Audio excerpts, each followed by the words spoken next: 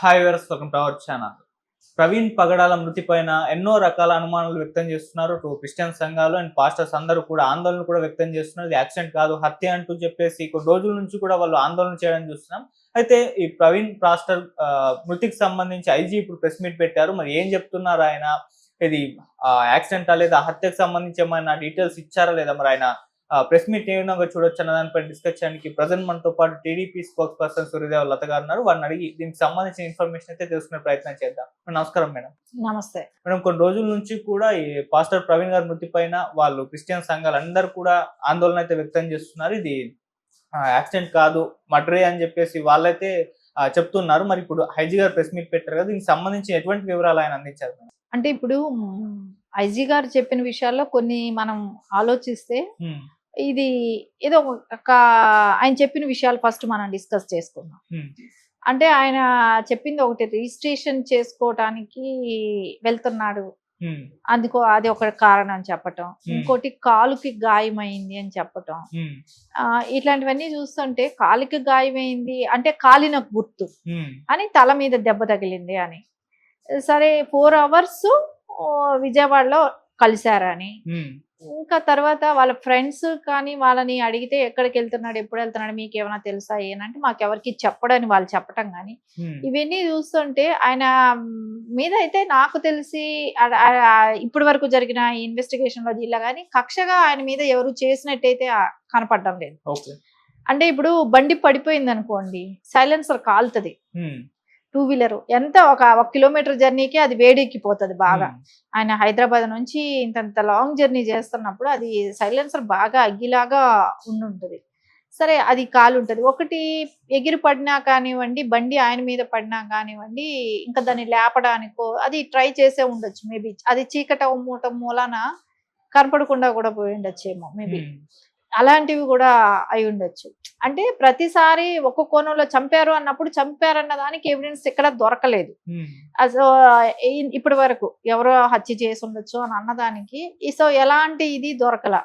ఇప్పుడు CC footage అన్ని check చేశారు, ఆయన కాదని అంటున్నారు. సరే, ఆయన అయినప్పుడు ఇప్పుడు పోలీస్ డిపార్ట్మెంట్ ఒకటే చెప్తున్నారు, వాళ్ళు మీకు ఏదైనా డౌట్స్ ఉంటే మా దగ్గర వచ్చి రండి, మీరు బయట కన్నా కూడా మా దగ్గరకు రండి, మేము చెప్తాం, సమాధానం చెప్తాం అన్నప్పుడు అక్కడికి వెళ్ళాల్సింది. ఎందుకంటే వాళ్ళు క్లియర్గా ఉన్నారు, మేము మీకు క్లారిటీ ఇస్తాం, మీరు రండి అని అంటున్నారు. అది కాదని చెప్పి మీడియాలోనూ యూట్యూబ్ ఛానల్స్లోనూ చెప్పడం మూలన ప్రయోజనం లేదు కదా. సో నేరుగా వెళ్ళిపోయి వాళ్ళు పోలీస్ దగ్గరే, ఇప్పుడు ఎవరైతే వాళ్ళ సిస్టర్ ఎవరైనా అంటున్నారో, పాస్టర్స్ వాళ్ళు అంటున్నారో, వాళ్ళు వెళ్ళి అడగాల్సింది ఉంటుంది. వెళ్ళి ఇదిగోండి ఈ టైంలో మీరు చూపెట్టిన ఈ ఫోటో మాది కాదని, మీరు ఆయనది ప్రవీణ్ గారిది కాదని అంటున్నారు కదా. సరే, ఆయనది కాదని అన్నప్పుడు మాకు ఆ టైమింగ్స్ చూపెట్టండి. సో ఏ టైం నుంచి ఏ టైం వరకు ఆయన పాస్ ఆన్ అయ్యారో మేము చెక్ చేసుకుంటాం అని మీరు వెళ్ళి అడగచ్చు కదా. ఎందుకు మీరు చూపెట్టిందేమో మీది కాదంటానికి ఎలా, ఏ రీజన్తో కాదన్నారో చెప్పండి. బాడీ లాంగ్వేజ్ అని అంటున్నారు. ఆ చీకటి ఇది ఇప్పుడు ఒక బండి నెంబర్ వరకు ఒకవేళ చాలా అతి కష్టం మీరు చూస్తే బండి నెంబర్ వరకు కనిపెట్టగలరేమో, అంతేగాని ఆ బండిలో ఆయన వేసుకున్న బట్టల కాడ నుంచి ఆయన కళ్ళు, ఆయన ముక్కు అవన్నీ అంత చీకట్లో చూపెట్టాలంటే కష్టం. ఓ బండి అయితే కనపడుతుంది కదా, మీ బండి కనపడుతుంది, ఆయన షేప్ కనపడుతుంది, ఆయన అనేది కనపడుతుంది. సో అది కూడా మేము కాదని అని అన్నప్పుడు మీరు ఏ రకంగా అది క్లారిటీ వస్తున్నారు? సో అది కాదంటానికి రీజన్ ఏంటి? సో మీకు తెలుసా అది ఆయన కాదు అని అన్నప్పుడు అక్కడ మీరు ఏమైనా ముందే మీరు ఫుటేజ్ ఏమైనా చెక్ చేసుకొని ఉన్నారా? అదని చెప్పాలి కదా. మేము ముందే ఫుటేజ్ అంతా చూసాం లేదని చెప్పను, అది కూడా చెప్పలేకపోతున్నారు. అంటే ఇప్పుడు ఇది ఏమవుతుందంటే అండి, జరిగింది బాధాకరమైన విషయమే. ఇప్పుడు చాలా మంది యాక్సిడెంట్లలో చాలా రకరకాలుగా చనిపోతూనే ఉన్నారు, మనం చూస్తూనే ఉన్నాం. అంటే క్రిస్టియన్స్ కావచ్చు, హిందువులు మతి కొరవులు అయ్యవచ్చు, అదేలాగా క్రిస్టియన్స్కి కానివ్వండి, ముస్లిమ్స్కే కానివ్వండి, ఇట్లా ఎవరి గురువులు వాళ్ళకు ఉంటారు. సో మేబీ యాక్సిడెంట్లతో చనిపోతే ఇలాంటివి రావటం అనేది బాధాకరమైన విషయంగా ఉంది. ఇదేంటో మతాల మీద విధ్వంసాలలాగా రెచ్చగొట్టుకునే విధంగా మాట్లాడటం. అది మొన్న ఒక వీడియో చూశాను, ఆ రాజా ఉన్నాడుగా సినిమా ఆర్టిస్ట్, అతను సినిమాల్లో చేసినంతసేపు ఆయనకి ఎక్కడ జీసస్ అనేది మాట గుర్తు రాలేదు. అప్పటి వరకు ఆయన బ్రాహ్మణ్గా ఉన్నాడు. సో తర్వాత ఆయన పాస్టర్గా అవటం అనేది విన్నాం. ఆయన మాట్లాడే మాటలు అయితే చాలా, అంటే ప్రవీణ్ గారు చనిపోయారనే బాధ కన్నా ఇది రెచ్చగొట్టే విధానంగా ప్రేరేపించే మాటలు ఎక్కువ మాట్లాడుతున్నారు. ప్రవీణ్ గారు చనిపోయిన బాధపడటం అనేది అందరూ బాధపడాలి. ఎందుకంటే ఇప్పుడు అతనికి ఫ్యామిలీ ఉంది, అన్ఎక్స్పెక్టెడ్గా అట్లా చచ్చిపోయాడు. సరే, అందరికీ ఒక డైనమా ఉండింది, ఎలా జరిగిందో ఏంటి అనేది మళ్ళీ క్లియర్గా ఆలోచిస్తే ఒక రకమైన ఇంకా క్లారిటీ రావాల్సింది ఇంకా కొంచెం ఉంది. సో ఇవన్నీ సర్దుమణిగటానికి టైం పడుతుంది. సో ఈ లోపల ఇతను ఒక బాధ్యత గల పౌరుడుగా ఒక సినిమా ఇండస్ట్రీలో ప్రతి ఒక్కళ్ళు సినిమా చూస్తేనే నీ సినిమాలో ఆ మాత్రం నువ్వు బతకగలిగావు, సినిమా ఇండస్ట్రీ నీకు తిండి పెట్టిందంటే ప్రతి ఒక్కళ్ళు చూస్తేనే నీకు ఫుడ్ అనేది ఇన్ని సంవత్సరాలు బతకగలిగావు. అలాంటి ఇండస్ట్రీలో బతికిన వ్యక్తి నువ్వు, ప్రతి వాళ్ళు చూస్తేనేగా సినిమా అనేది వెళ్తుంది. అలాంటి ఇది బతికిన వాడివి ఈ రోజున నువ్వు ఎలా అలా మాట్లాడతావు? రెచ్చగొట్టే మాటలు మాట్లాడటం అనేది కరెక్ట్ కాదు కదా. అతను ఏం మాట్లాడాడంటే వాళ్ళలో ఒక చైతన్యం వచ్చిందంట, ఈ రోజు ఏకమయ్యారంట. ఏం జరిగిందని, ఏమి ఇప్పుడు ఎవరైనా అక్కడ చంపారని చెప్పడానికి ఏమీ ఎవిడెన్స్ లేదు. ఎందుకు రెచ్చగొడుతున్నారు? రెచ్చగొట్టి ఎవరిని ఇప్పుడు ప్రశాంతంగా ఉన్న రాష్ట్రాలని ఎందుకు విధ్వంసాలు రెచ్చగొడుతున్నారు? అంటే ప్రజలు సంతోషంగా ఉండటం నచ్చట్లేదా? ఎవరి పనులు, ఎవరి బాధ్యతలు, ఎవరి పనులు వాళ్ళకు ఉంటాయి. సరే, జరిగింది ఏంటనేది నిజ నిజాలు తెలిసిన రోజు దాని తగ్గ రియాక్షన్ అనేది ఉంటుంది. ఇప్పుడు బాబు గారు, చంద్రబాబు నాయుడు గారు కూడా సీరియస్గా దీని గురించి పోలీస్ డిపార్ట్మెంట్కి ఇన్వెస్టిగేషన్ ఖచ్చితంగా నిబద్ధతతో చేయాలి, న్యాయం బయట రావాలనేది ఆయన చెప్పిన వాళ్ళకి ఇచ్చిన గైడెన్స్ అలా ఉన్నాయి.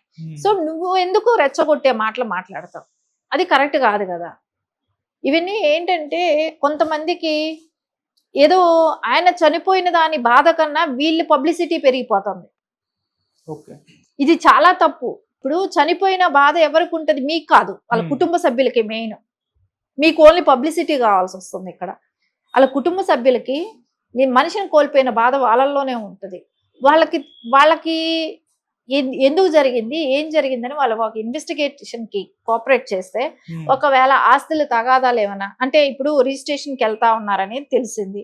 సో ఆ రిజిస్ట్రేషన్ తో వాళ్ళతో ఏమైనా ముందు నుంచి ఏమైనా ఆ సైట్లో ఏమైనా ప్రాబ్లం ఉన్నాయా, ఎలాంటిది ఏమైనా ఉందా, బిజినెస్ ఎవరిదైనా డీలింగ్స్ ఉన్నాయా? ఆయన యాక్చువల్లీ అయితే బాగా పెద్ద బిజినెస్ చేస్తుంటారు అనేది విన్నాం. సో అలాంటప్పుడు ఒక చిన్నపాటి బిజినెస్లు చేస్తూ ఉంటేనే కొంచెం శత్రువులు ఉంటూనే ఉంటారు.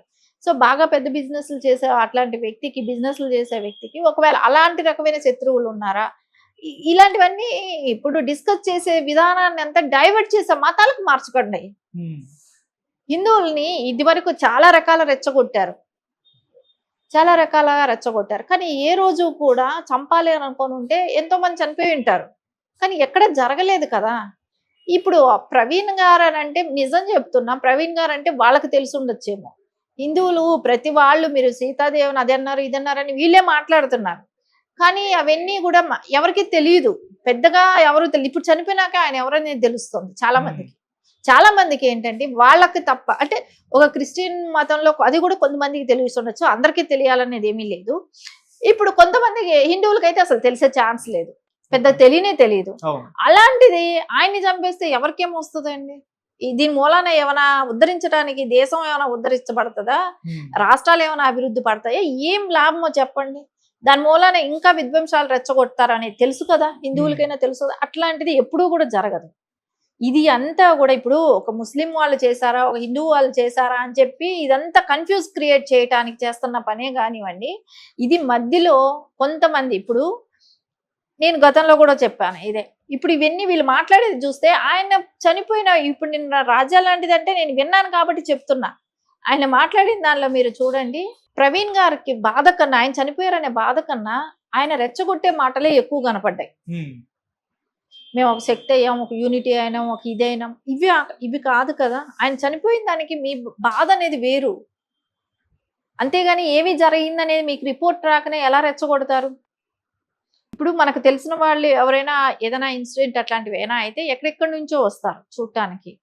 అక్కడి నుంచి వచ్చాం, ఇక్కడి నుంచి వచ్చాం, ఇది చేస్తాం అది చేస్తాం అలాంటివి అంటే బెదిరిస్తున్నట్టుగానే అనిపిస్తుంది కదా. అంటే ఎవరిని బెదిరిస్తున్నట్టు? ఇది కరెక్ట్ పద్ధతి కాదు. పద్ధతిగా అంటే తప్పు ఎవరు చేసినా తప్పే కాదనట్లేదు, అట్లాంటివి జరిగితే. కానీ అలాంటివి జరగలేదు కాబట్టి దీన్ని ఈ పోలీస్ చూస్తుంది. సో ఇన్వెస్టిగేషన్ జరుగుతుంది. అది మీకు రిపోర్ట్ వచ్చే వరకు ఆగండి. దానిలో అసలు వేరే, దానికి వెనకాల మీరు ఒకవేళ బండ్లలో మేబీ గుద్దుంటారనేది కూడా అనుకున్నారు కదా, అది కూడా చెక్ చేశారు కదా. మళ్ళీ కొంతమంది వాళ్ళే చెప్తున్నారు, ఇప్పుడు మామూలుగా అయితే హిందువుల పూజారులకైతే తాగారా అని అంటే తప్పు, తాగరు, మాంసం భక్షించకూడదు అనేది హిందూ సిద్ధాంతంలో ఉంటది కాబట్టి పెద్ద ప్రాబ్లం. అదే క్రిస్టియానిటీలో తాగుడు అనేది వాళ్ళకి అది కామన్. ఒకవేళ మీద మేబీ డ్రింక్ చేస్తున్నారు ఆ టైంలో. ఇప్పుడు రకరకాలు ఉంటాయి. సో ఒకవేళ నిద్రమత్తులో ఉన్నారా, నిద్ర కళ్ళు మూతలు పడుతున్నాయా, టైమింగ్ ఆ టైమింగ్ కదా. సో ఇట్లా అన్ని రకాల కోణాల్లో ఒకసారి మనం పాజిటివ్ వేలో ఎందుకు ఆలోచించలేం? ఎందుకు దీన్ని ప్రొలాంగ్ చేసి ఆయన మీద బాధ కన్నా మీకు సింపతి కన్నా ఆధిపత్యం సాధించాలనే ఇది ఎక్కువ అవుతుంది ఇక్కడ. మనం చూస్తుంటే ఆయన మీద బాధని వ్యక్తపరిచేది చాలా వరకు కొంతమందే కనపడుతున్నారండి. ఈ సోషల్ మీడియా ఇప్పుడు అవన్నీ చూస్తుంటే ఏదో మేము ఆ మతాన్నో ఈ మతాన్నో బ్లేమ్ చేయటం, మేము గొప్పని చూపెట్టుకోవటము, ఇలాంటి పనులే జరుగుతున్నాయి. ఇది కరెక్ట్ పద్ధతి కాదు. దీనికి యాక్చువల్లీ అంటే ఫుల్ స్టాప్ పెట్టాలని అంటే అందరం సమాజంలో ఉండాలి, అందరం కలిసి పెట్టాల్సిందే. టైం ఇవ్వండి. ఇప్పుడు ఆల్రెడీ ఏం జరిగింది ఏంటనేది ఈ రోజు చెప్పారు, ఐజీ గారు చెప్పారు. సో మీకు ఏమైనా డౌట్లు ఉంటే వాళ్ళ దగ్గరకు వచ్చి కనుక్కోమంటున్నారు, వెళ్ళండి. ఇప్పుడు మీరు ఇప్పుడు వాళ్ళ రిలేటివ్స్ ఉంటారు, ఆయనకి నియర్ గా ఉన్న స్నేహితులు ఉంటారు, ఒక టీమ్ గా 3-4 వెళ్ళండి. ఏమైంది, ఎట్లా, వాళ్ళు చూపించిన ఫుటేజ్ కరెక్టా కాదా, మీకు డౌట్ ఉంటే ఇంకా 2-3 గంటలు వెనక్కి వెళ్ళో ముందుకొచ్చో చూసుకోండి.